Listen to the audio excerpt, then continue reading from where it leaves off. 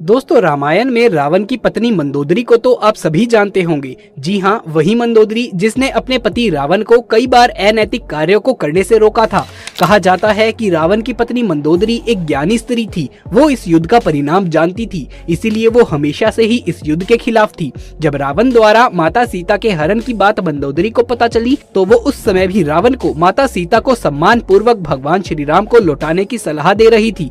लेकिन हठी रावण ने मंदोदरी की बात नहीं सुनी और लंका का विनाश हो गया। राम रावण का युद्ध हुआ जिसमें रावण मारा गया और मंदोदरी चाहकर भी उसे बचा नहीं पाई। लेकिन क्या आप ये जानते हैं कि रावण के मरने के बाद मंदोदरी का आखिर क्या हुआ? आखिर कौन थी मंदोदरी? क्या सच में रावण के बाद मंदोदरी ने विभीषण से दूसरी शादी कर ली थी? अगर आप भी इन्हीं प्रश्नों का जवाब जानना चाहते हैं तो इस वीडियो के अंत तक जरूर से बने रहिएगा। लेकिन दोस्तों, वीडियो में हम आगे बढ़े उससे पहले नए व्यूवर्स चैनल को सब्सक्राइब करके बेल आइकन को प्रेस कर दें ताकि हमारी आने वाली वीडियोस की नोटिफिकेशन मिले आपको सबसे पहले। चलिए शुरू करते हैं। कौन थी मंदोदरी? हिंदू पुराणों में उल्लेखित एक कथा के मुताबिक मधुरा नाम की एक अप्सरा हुआ करती थी जो भगवान शिव से काफी ज्यादा प्रभावित थी। इसीलिए एक बार वो उनसे मिलने कैलाश पर्वत पहुंच गई। उस वक्त कैलाश पर्वत पर भगवान शिव अकेले थे। माता पार्वती कहीं गई हुई थी। कथा के मुताबिक भगवान शिव को कैलाश पर्वत पर अकेला पाकर अप्सरा मधुरा उन्हें लुभाने की कोशिश करने लगी।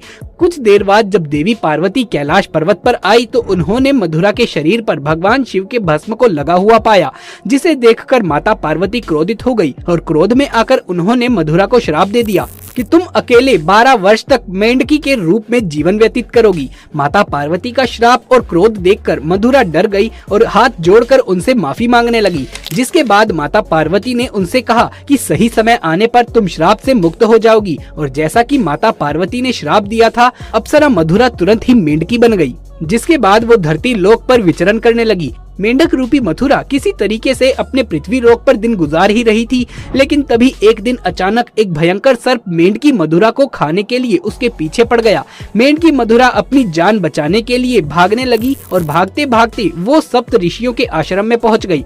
वहां उन्होंने खीर बनाने के लिए खीर का बहुत बड़ा बर्तन लकड़ी के चूल्हे पर चढ़ाया हुआ था। जब सांप ने मेंढकी मधुरा को दौड़ाया तो वो उछलकर उसी खीर के बर्तन पर जा बैठी। जब सांप उसके पीछे आया तो वो उससे बचने के लिए बर्तन के एक छोर से दूसरे छोर पर उछल गई। सांप भी उसके पीछे मेंढक को पकड़ने के लिए उस बर्तन पर चढ़ गया और दूसरे छोर तक पहुंचने की कोशिश करने लगा। लेकिन दुर्भाग्य से वो विफल रहा और खीर के बर्तन में ही गिर गया और खीर गर्म होने के कारण उसमें गिरते ही सांप की मौत हो गई। किंतु वो मेंढकी बनी अप्सरा यानी मधुरा को अब ये चिंता सताने लगी कि जब ऋषिगण यहाँ आएंगे तो वो ये खीर खाएंगे और जहरीले सांप की वजह से उनकी मृत्यु हो जाएगी। और मधुरा ये हरगिज नहीं चाहती थी कि उसकी वजह से सप्त ऋषियों की जान जाए। इसीलिए वो वहीं बैठकर ऋषियों का इंतजार करने लगी। जैसे ही ऋषि वहाँ आए और उनके सामने ही वो तुरंत खीर के बर्तन में कूद गई। ऋषियों ने मेंढकी को बर्तन में कूदते हुए देख लिया, इसीलिए उन्होंने सोचा कि अब तो ये खीर खाने योग्य नहीं बची है और उन्होंने खीर को वहीं फैला दिया। खीर फैलाने पर उन्होंने देखा कि उस बर्तन में मेंढकी के अलावा एक सांप भी मरा हुआ है। ये देखकर सप्तऋषि तुरंत समझ गए कि इस मेंढकी ने हम ऋषियों की जान बचाने के लिए अपने प्राणों का बलिदान दे दिया। मेंढकी के इस नेक दिली को देखकर सप्तऋषियों ने अपनी शक्ति से उस मेंढकी को जीवित कर दिया और उसे एक कन्या का स्वरूप दे दिया, जिससे अब मधुरा मेंढकी से एक सुंदर कन्या बन गई। किंतु लोक समाज के डर से ऋषियों ने इस कन्या को अपने साथ नहीं रखा। उन्होंने महर्षि कश्यप के पुत्र मायासुर को बुलाकर इस कन्या को उन्हें सौंप दिया। मायासुर और उसकी पत्नी हिमा ने उस कन्या को पुत्री के रूप में गोद ले लिया। उन्होंने ही मधुरा का नाम बदलकर मंदोदरी रख दिया। अगर हम बात मंदोदरी के पिता मायासुर की करें तो उसे राक्षसों का विश्वकर्मा कहा जाता था। उसे ब्रह्मा जी से विशेष वरदान प्राप्त था, जिसके मुताबिक वो कहीं पर भी सुंदर भवन व नगर का निर्माण कर सकता था। मायासुर ने ब्रह्मा से प्राप्त वरदान के प्रभाव से ही अपनी पत्नी हिमा के लिए मंडोर जैसे खूबसूरत नगर का निर्माण किया था, जो कि वर्तमान में जोधपुर का मंडोर है। मंदोदरी और रावण का विवाह कैसे हुआ था? कथा के अनुसार एक बार रावण मायासुर से मिलने के लिए मंडोर पहुंचा था। उसी समय उसकी नजर मंदोदरी पर पड़ गई थी। रावण मंदोदरी को देखते ही उसकी सुंदरता पर मोहित हो गया। इसीलिए उसने असुर राजा मायासुर के सामने मंदोदरी के साथ विवाह का प्रस्ताव रख दिया। कहा जाता है कि जब विवाह के लिए रावण और मंदोदरी की कुंडली का मिलन हुआ तब स्थितियां ठीक नहीं थी, लेकिन रावण के प्रताप को देखकर मायासुर डर के मारे उसे मना नहीं कर पाया। वहीं दूसरी तरफ मंदोदरी भी रावण से विवाह नहीं करना चाहती थी, लेकिन अपने पिता की बात को वो टाल ना सकी, जिस वजह से मंदोदरी ने रावण से विवाह के लिए हामी भर दी। कहा जाता है कि राजस्थान के जोधपुर के मंडोर में मंदोदरी और रावण का विवाह हुआ था। राजस्थान के जोधपुर के मंडोर रेलवे स्टेशन के पास एक जगह है जिसके बारे में ऐसी मान्यता है कि यहीं पर रावण ने मंदोदरी के संग 7 फेरे लिए थे। कुछ मान्यताओं के मुताबिक भगवान शिव के वरदान के कारण मंदोदरी का विवाह रावण से हुआ था। मंदोदरी ने शिव विलेश्वर नाथ मंदिर में भगवान शिव की आराधना करी थी। कहा जाता है कि मंदोदरी ने भगवान शंकर से ये वरदान मांगा था कि उसका पति इस धरती का सबसे विद्वान और शक्तिशाली हो। उस समय रावण ही एकमात्र ऐसा पुरुष था जो धरती का सबसे विद्वान और शक्तिशाली था।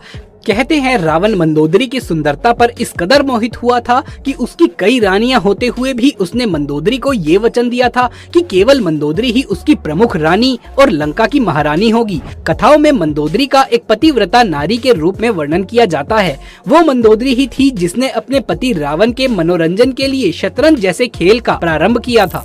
रावण से विवाह के बाद मंदोदरी को रावण से मेघनाद और अक्षय नामक 2 पुत्र हुए थे। जन श्रुतियों के मुताबिक श्री राम द्वारा रावण के वध के पीछे मंदोदरी का भी हाथ था। कहा जाता है कि रावण की मृत्यु एक दिव्य बाण से ही हो सकती थी और उस दिव्य बाण के बारे में रावण ने सिर्फ मंदोदरी को ही बताया था। लेकिन हनुमान जी ने बहुत ही चालाकी से अपनी बातों में फंसाकर मंदोदरी से इस बाण के बारे में जानकारी हासिल कर ली थी और इस बाण की मदद से ही प्रभु श्री राम ने रावण का वध कर दिया था। कहते हैं कि मंदोदरी अपने पति द्वारा किए गए बुरे कर्मों से अच्छे तरीके से परिचित थी। वो हमेशा रावण को यही सलाह देती थी कि बुराई के मार्ग को त्याग कर सत्य की शरण में आ जाएं। लेकिन अपनी ताकत पर घमंड करने वाले रावण ने कभी मंदोदरी की बात को गंभीरता से नहीं लिया और उसका परिणाम तो आप सभी जानते हैं। क्यों किया मंदोदरी ने विभीषण से विवाह? जब रावण ने सीता का हरण किया उस वक्त मंदोदरी ने इसका विरोध किया। उसने रावण को माता सीता को पुनः राम को सौंपने को कहा, लेकिन रावण ने मंदोदरी की बात को अनसुना कर दिया। प्रचलित कथाओं के मुताबिक राम रावण के युद्ध में विभीषण और मंदोदरी सहित कुछ गिने चुने लोगों को छोड़कर रावण के पूरे कुल का नाश हो गया था। रावण की मृत्यु की खबर जब मंदोदरी को मिली तो वो विलाप करते हुए युद्ध भूमि में पहुंच गई और रावण के शव को देखकर वो तेज आवाजें निकालते हुए रोने लगी। कहते हैं वहां युद्ध भूमि में मंदोदरी की नजर प्रभु श्री राम से टकराई। मंदोदरी को इस तरीके से विलाप करता देख प्रभु श्री राम को भी अति दुख हुआ था। लंका के सुखद भविष्य के लिए श्री राम ने विभीषण को लंका का राजपाट सौंप दिया था और उन्होंने मंदोदरी के सामने विभीषण से विवाह करने का प्रस्ताव रखा था। लेकिन उस समय मंदोदरी ने इसका कोई उत्तर नहीं दिया। इसके बाद प्रभु श्री राम अपनी पत्नी सीता और भाई लक्ष्मण के साथ वापस अयोध्या लौट गए। वहीं दूसरी तरफ मंदोदरी ने रावण के वियोग में खुद को लंका के महल के एक कमरे के अंदर कैद कर लिया। बहुत दिनों तक इस कमरे में कैद रहने के बाद वो बाहर निकली और फिर उसने निकलकर विभीषण से विवाह कर लिया। लेकिन कुछ विद्वान इस बात को सीधे तौर पर नकारते हैं। उनका मानना है कि ये सिर्फ किंवदंतियां हैं, इसका सच्चाई से कोई भी लेना देना नहीं है।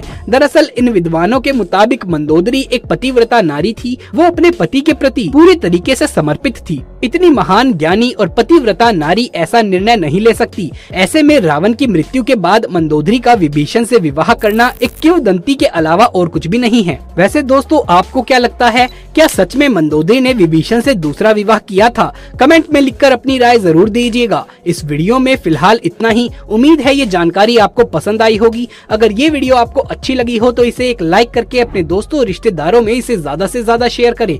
आगे भी ऐसे इंटरेस्टिंग वीडियोस देखते रहने के लिए हमारे चैनल को सब्सक्राइब कर लें। कमेंट बॉक्स में जय श्री राम लिखे बगैर बिल्कुल भी मत जाइएगा। जल्द मुलाकात होगी आपसे किसी अगली वीडियो में। तब तक के लिए आप